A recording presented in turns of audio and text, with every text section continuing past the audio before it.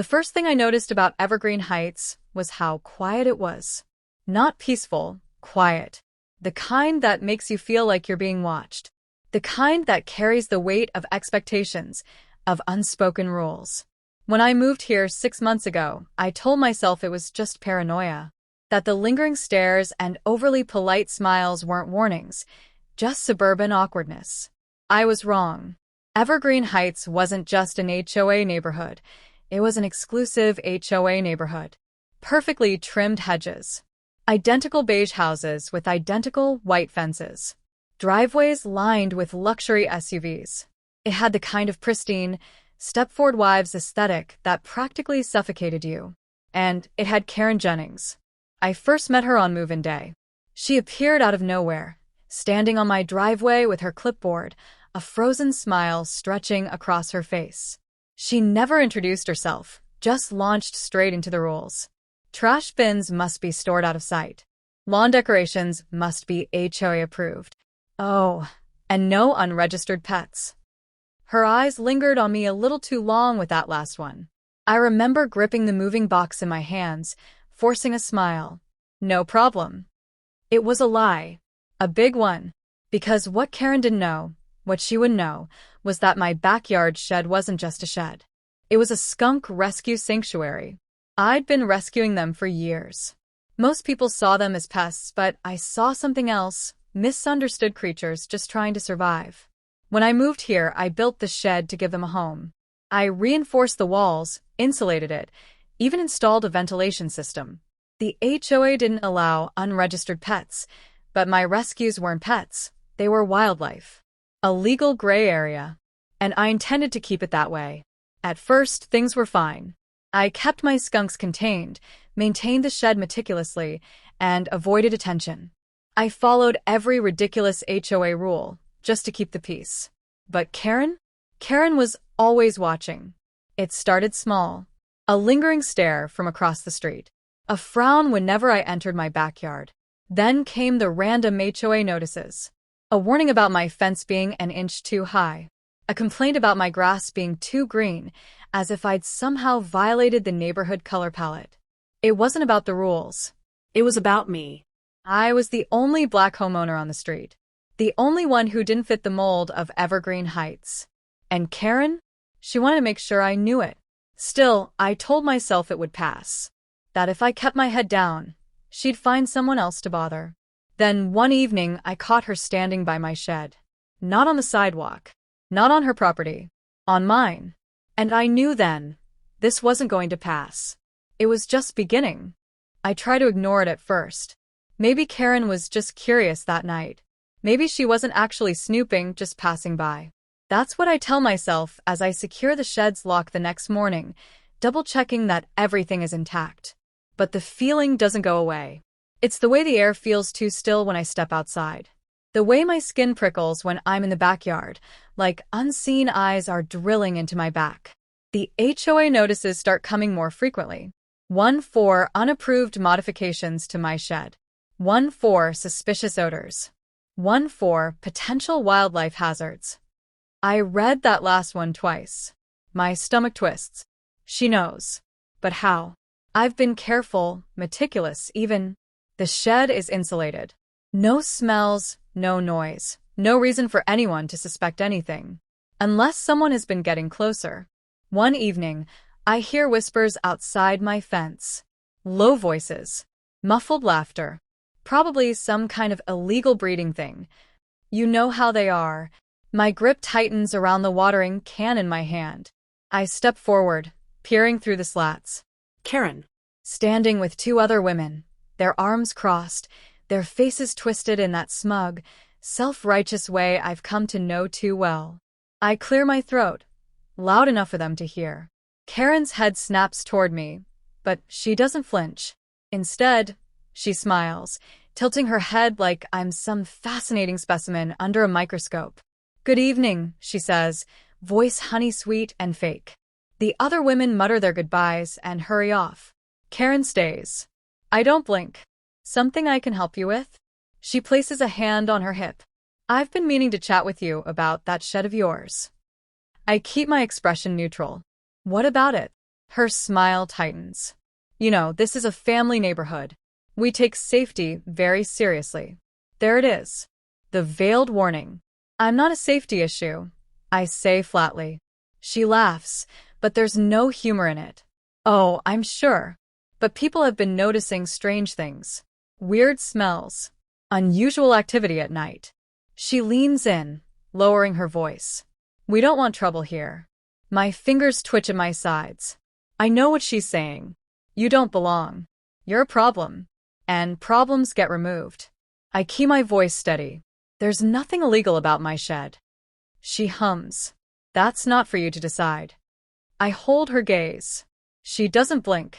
Finally, she sighs dramatically and steps back. I just thought I'd warn you.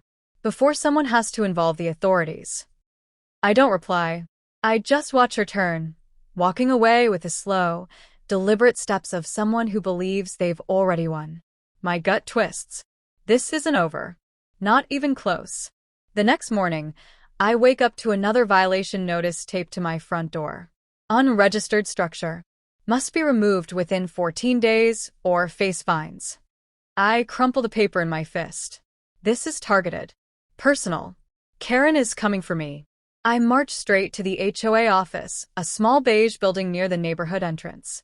The receptionist barely looks up as I explain the situation, pointing out that my shed has been there for months without issue. Sorry, she says in a flat voice, tapping at her keyboard. Rules are rules. Then why is Karen's gazebo still standing? I checked, it's not registered either. That makes her pause. Her fingers hover over the keys. Then, without meeting my gaze, she mutters, That's different. How? I challenge. She doesn't answer. I leave, seething. I know what's happening here. It's not about the shed. It's about who owns it. The pushback.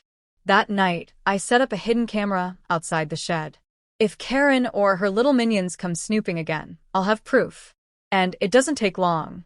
At 2:43 a.m., my phone buzzes with a motion alert. I tap into the live feed, and there she is. Karen. She's creeping along my fence, flashlight in hand, peering through the cracks like a burglar. My pulse pounds.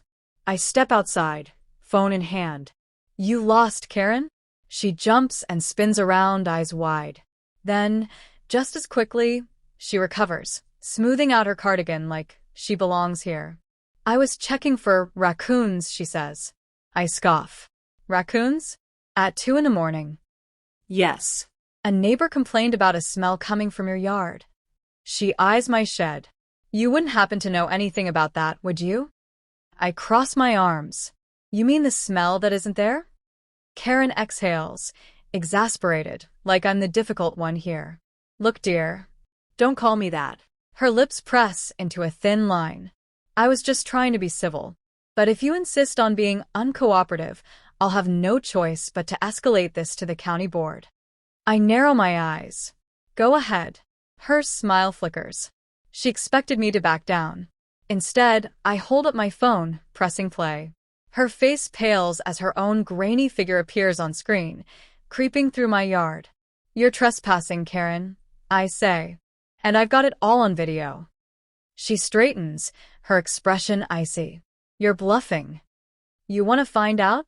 For the first time, she looks nervous. But then, just like that, she smirks. This doesn't change anything, she says. I can file a formal complaint. I can have animal control come investigate. And when they do, you won't have a leg to stand on. And then she leaves, walking away like she didn't just threaten my entire rescue operation. The turning point. I need backup.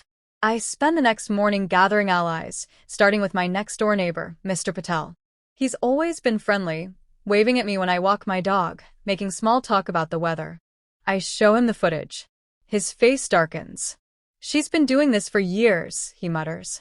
Ran off a Latino family before you moved in. Said their kids were too noisy. Called the HOA on them until they finally left. My stomach turns. And nobody stopped her? He shakes his head. People here don't like to get involved. They don't want to be her next target. I clench my fists. I do. That night, I take my case online.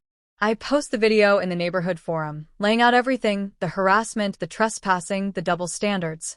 It doesn't take long for the comments to roll in. She did the same thing to us. Karen is out of control. Enough is enough. By morning, it's gone viral, and Karen knows it.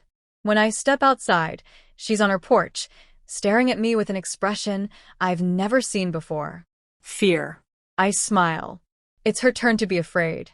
The next HOA meeting is packed. It's normally a dull affair, held in the community center with a handful of bored residents.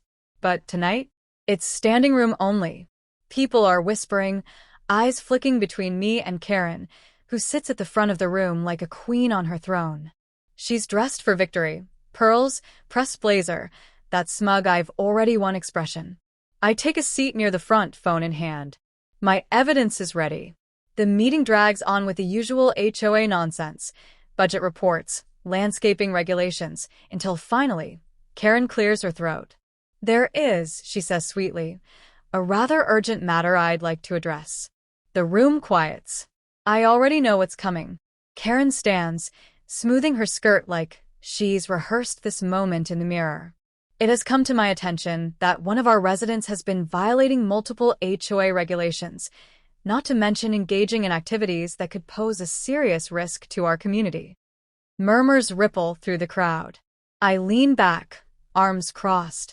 Let her talk. Let her dig her own grave. Karen's eyes flick to me, glinting with satisfaction. This individual has been harboring wild animals in a makeshift structure in their backyard, in direct violation of our HOA bylaws. I hear a few gasps. A woman in the back mutters, "Wild animals?" Karen nods solemnly. Yes. And, despite multiple warnings, they have refused to comply with HOA rules. This leaves us with no choice but to move forward with formal action. She turns to the HOA president, a balding man who looks like he'd rather be anywhere but here. I propose an immediate removal order for the structure and a fine for the resident in question. I stand. You mean me, right, Karen? The room shifts, people leaning forward, sensing the brewing storm. Karen folds her arms, smirking. If the shoe fits. I step forward, pulling my phone from my pocket. You left out some details. She tilts her head, feigning confusion. Oh. I tap my screen. The projector flickers to life. And then the footage plays. Karen caught on camera, sneaking into my yard at 2:43 a.m. Flashlight in hand. Peering into my shed. The room erupts. What the? She was trespassing? Unbelievable. Karen's face drains of color. This is taken out of context. I let the video keep playing. The part where she threatens me. The part where she tells me she can make the authorities come after me. The part where she smirks, thinking she's untouchable.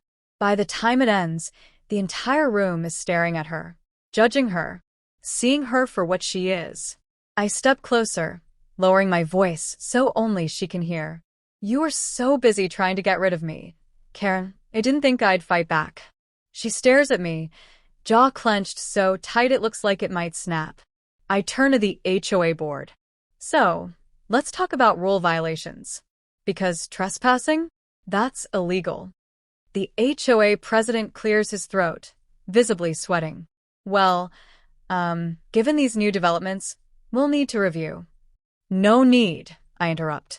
I already filed a police report. Karen jerks toward me. You did what? I smile.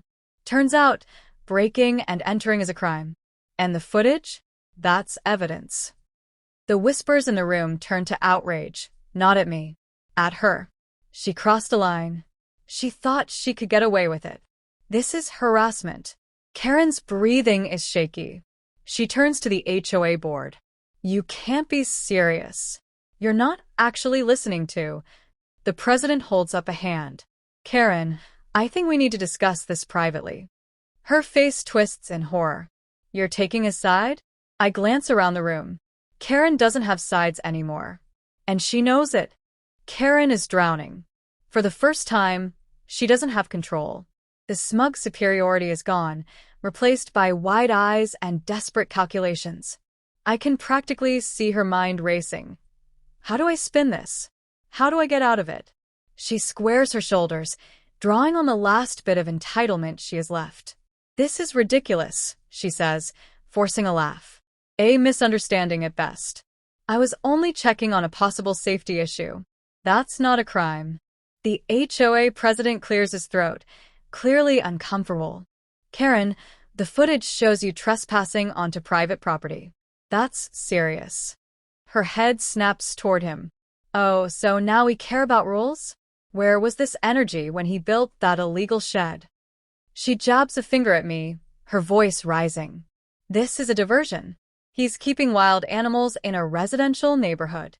He's the real problem. The room reacts, some murmurs of agreement, but most just staring at her like she's unraveling in real time. I hold up a hand. About that. I turn back to the projector, clicking to the next piece of evidence. Official documents. See, I knew Karen would come after me eventually, so I made sure I had my bases covered. I tap the screen. Here's my registration with the State Wildlife Department. My skunk rescue is fully legal and operates under state guidelines. I even consulted with an animal control officer to make sure it complied with local laws. Karen blanches. I keep going. And the odors, she reported? I scroll down to another document. Had my property inspected last week. 0 health violations. The shed is sealed, ventilated, and meets all safety codes. Silence. Then applause. It starts small, a few people nodding, but then the murmurs grow louder. He did everything by the book. Karen was just harassing him. This is a pattern with her. Karen spins, wild-eyed. Are you all blind? He's manipulating you. This is just another one of those scams. The moment the word leaves her mouth, the room freezes. Scam.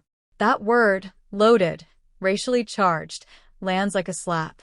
I see the shift in people's expressions. The realization. Karen's mask slips for 1 second too long. The HOA president exhales, rubbing his temples. Karen, I think you should stop talking. But she can't stop. She won't stop. Her world is crumbling, and she's grasping at the last shreds of control. She turns to the crowd, voice frantic. You all know me. I've been on this HOA board for years. I keep this community safe. Do you really want it to turn into... She catches herself. But it's too late. A woman in the front row, a blonde, middle-aged mom who I recognize from past meetings, stands up. You know what, Karen? She says, arms crossed. I remember when you said the same thing about the Martinez family.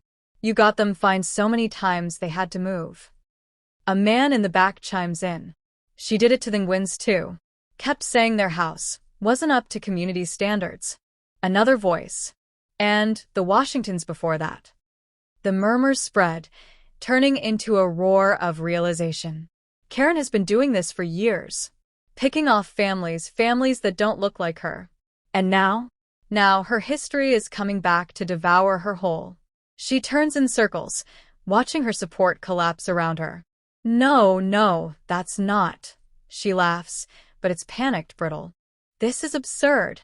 You're all turning on me because of him? She whirls back to me, her face red with rage. You don't belong here. You never did. The room goes dead silent. I let the words hang there, let her damn herself with them. Then I smile. Neither do you. And that's when the doors open. The final blow. 2 uniformed police officers step into the room. Karen sees them and stiffens. What is this? I take my time answering, letting her squirm. I told you, Karen. I say, calm and steady. I filed a police report. And guess what? I gesture to the officers. They took it seriously. The lead officer steps forward, pulling out a notepad.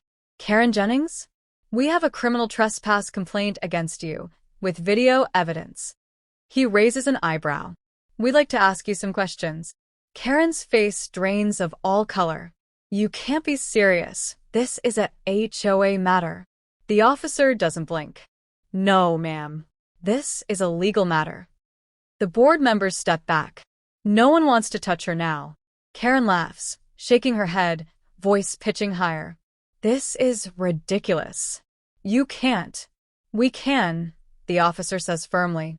You can come with us now, or we can make this more difficult. The last of her composure snaps. She screams, a full-blown meltdown, throwing her clipboard to the floor, hurling accusations at everyone in sight. You're all a bunch of traitors. I built this community, and this is how you repay me? Over him, no one answers. The same people who once nodded along to her HOA notices now refuse to meet her eyes. Because they know. They let her get away with it for too long. And now she's alone. The officers move in, guiding her toward the door as she thrashes like a cornered animal. You'll regret this. You'll all regret this. This neighborhood is going to turn into a disaster without me. But her voice fades as the doors close behind her. And just like that, Karen Jennings is gone. I exhale, glancing around the room. The air feels lighter, the weight lifted. Someone claps, then another. And soon, the entire room erupts into cheers. Justice. Served. The next morning, the entire neighborhood is buzzing.